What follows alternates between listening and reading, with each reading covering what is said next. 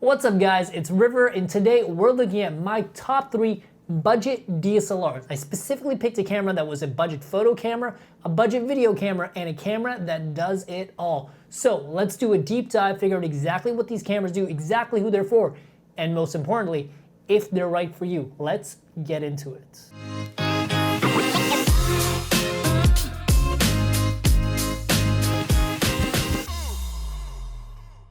Also, just a quick shout out to everybody that's been leaving these really nice comments on my videos. Thank you so much. They absolutely make my day. So if you have any questions and concerns whatsoever, hit me up in the comments down below and I'll make sure to get back to every single one of you. Also, while you're down there, there's a link down below for the best pricing on these cameras, so be sure to check that out. So the first camera on the list is the Nikon D5300. This is a great entry point for enthusiast or newcomer to photography. It's a great way to get your foot in the door and just try things out. But despite being a budget camera, this camera has phenomenal photo quality. This camera has a 24 megapixel sensor, which is very standard in today's market. Plus, it does 5 frames per second in photo. While that's not the fastest, it has a 100 JPEG raw buffer, which basically means you can shoot 100 photos before the camera's like, hold up, I need a break. Being able to shoot 100 images before you need to stop is really impressive at this price point. Plus, this camera has 14-bit Nikon RAW. Gives you tons of room to play around with your images, whether you're editing them on your laptop or your phone. You can literally make professional level work with this camera. And I really mean that. Nikon cameras are amazing when it comes to photos, even the budget ones. As for video, this camera does 60 frames per second in full HD, no 4K, but to be honest, videos in Nikon cameras are kind of an afterthought. They've never really put much attention to them until recently when they've released mirrorless video cameras. When it comes to video, this camera's kind of just a skip. I wouldn't bother with it if you're really looking to do video. The next camera is definitely the one you want for video. And as for autofocus, it shouldn't come as a surprise that Nikon gives a ton of attention to the photo capabilities of their cameras, and that includes autofocus. When it comes to autofocus, it's fast, sharp, and reliable, and it's very good at tracking subjects as they move through your frame. When it comes to photo autofocus, 10 out of 10. When it comes to video autofocus, 2 out of 10. It's really bad. It's jittery, it tracks all the time, it hunts, it's basically unusable. Do not get this camera for video. This camera would be perfect for someone that's doing studio work, casual life adventures, or lifestyle shots. The design of this camera is exactly what you would expect from Nikon. The design is really set up with photos in mind. All the buttons are in just the right place and it really helps you work efficiently and quickly as a photographer. And surprisingly, this camera is built like a brick. Despite it being a budget model, this camera is not weather sealed, so keep it away from water, but feel free to put it through its paces and be rough with it. This camera will last. And a high point of the design of this camera is the flip out screen that comes to the side. It just makes it easier to compose whether you're doing photos or videos. And the battery in this camera is surprisingly efficient. Despite it only being a 1000 milliamp battery, I get about 4 or 5 hours out of it. Despite the budget price point, you get a very solid photo out of this camera. I would not hesitate to pick it up if I was a young artist, a young photographer, or an enthusiast that's just looking to get their feet wet. So the next camera is $548. It does both photos and video very, very well. Sadly, it's not a DSLR, but Sony doesn't make DSLRs, but I wanted to put something on this list that did really good video on a budget.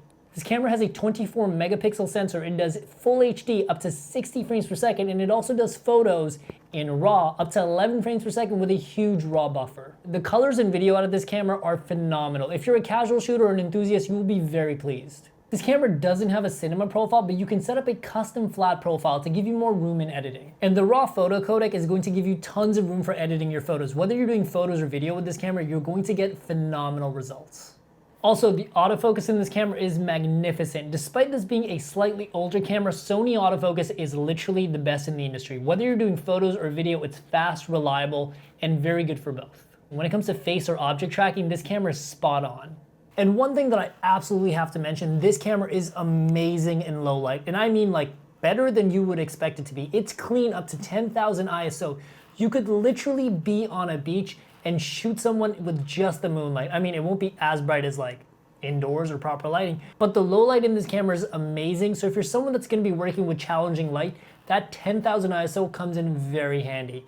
definitely pick up this camera if you need low light capabilities. The design of this camera is very minimalistic, but the ergonomics are great. The buttons are laid out in just the perfect way for both photo and video, and Sony gives you lots of room to customize your buttons and really make this your camera. The menus are kind of cumbersome. There's like 20 pages of them. That can be a good thing if you're like a camera nerd like me and you love just digging through that stuff, but if you're a newcomer or just a casual person, they do have something called the tile menu, which is a much more simpler menu. So if you're a newcomer, be sure to use the tile menu option instead, and it'll be much easier to use this camera. And I have to mention, the battery in this camera is not that great. It's only about 40 minutes to an hour, but that's pretty typical of Sony cameras, and it's pretty easy to forgive because there's so much raw horsepower in these little cameras. But what if you want a camera that does great photos, great video, great ergonomics, basically the perfect camera. Oh, and great battery. In that case, I would recommend the Canon 80D. It's one of my favorite cameras. Are you someone that wants to keep their camera safe while traveling? If so, this next bag could be perfect for you. Today's sponsor, the Everyday Camera Bag. The camera bag that's designed for everyday use while keeping your camera safe and secure. And they sent me some of their bags. I personally loved having something I could keep my everyday things in while also keeping my camera safe and secure. This way, I don't need to buy two separate bags. The best part is it combines the camera compartment with a water-resistant design to make sure that my camera is always safe and secure. Plus, it's stylish enough for everyday use. I mean, it's pretty stylish and I love having it with me. It's affordable quality that will last, and it's something a YouTuber or photographer would love to have. The camera bag that's more than just a camera bag. If you use the code word RIVER, you'll get 10% off your bag, but only for a limited time. So check out the link down below for your bag. Last but not least, we have the Canon 80D. It's $999, which I understand is a bit expensive, but hopefully by the time you watch this video, it's $899 or $799. But initially this camera was almost $2,000.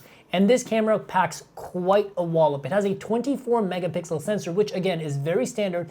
It does 7 frames per second in RAW, and in video it does full HD up to 60 frames per second. Now off the bat, this may seem like it's the same as the Sony or the Nikon camera, but in reality, this camera has phenomenal image quality. Canon is known for its color science, and this camera is no different. The HD and the photo in this camera have the best colors. Canon has a specific look where the reds are just the perfect hue of reds, the sky is just the perfect blue, the greens are nice and saturated, everybody's skin tone looks really good, and by default, everybody looks really attractive when they're shot with this camera. If you compare a Canon next to a Sony, you can absolutely see the difference. The Canons always come out ahead. So if you're gonna be shooting a lot of people, I would definitely recommend picking up a Canon. This camera has a really solid image and the autofocus is no difference. The Canon 80D has Canon's dual pixel autofocus, and this thing does a phenomenal job tracking subjects in video, similar to the Sonys, but it particularly pulls ahead when it comes to face tracking. It's not quite as fast as the Sony autofocusing system, however, most people would be hard-pressed to really notice a difference. But personally, compared to the Sony camera, I think the Canon has better photo and video quality. And it really comes down to the color science and the way the skin tones look on this camera. Lastly, the design. When it comes to design, this camera is absolutely made for pros in mind and video. The ergonomics of the buttons are really laid out specifically for video. It kind of hampers your photo taking ability, but not that much. And one of my favorite things about this camera is when you look down, there's an LCD screen with my shutter, aperture, ISO, and drive mode. And when you're shooting a lot, sometimes you lose track of your settings. So just being able to look down, make sure everything is set properly is a huge, huge lifesaver. Especially if you're doing paid work, that LCD screen is a must. This camera is an absolute workhorse and the body's designed for that. It's weather sealed and it's built like a tank. You can really put this camera through its paces. You can drop it a couple times, you can put it through dirt and snow, and it will be totally fine. This camera is made to last. And also, one of my favorite things about this camera is that the flip out screen comes to the side, and when you turn the flip screen, it does not hit the mic jack on the side of the camera. A lot of camera manufacturers get it wrong. Even Canon gets it wrong on their other cameras, but having that is a big, big plus. And lastly, the battery. Canon's LP6 battery is phenomenal. It's expensive, it's about $84, but it will last you all day. If you just have 2 of these batteries, you are good to go. It's kind of like the Keanu Reeves of batteries, it just never dies. If you like Keanu Reeves, leave a like. Hey guys, thanks so much for checking our top 3 budget DSLRs. I love talking to you guys in the comments, so if you have any questions, life advice, or concerns, hit me up in the comments down below, and I'll make sure to get back to every single one of you. While you're down there, there's also a link in the description for the best pricing on any of the cameras we discussed, so be sure to check that out. Lastly, be sure to leave me a like and subscribe if you enjoyed this content. It really helps me figure out what kind of content you guys like and what I should be making going forward. Thanks so much. Until next time, guys.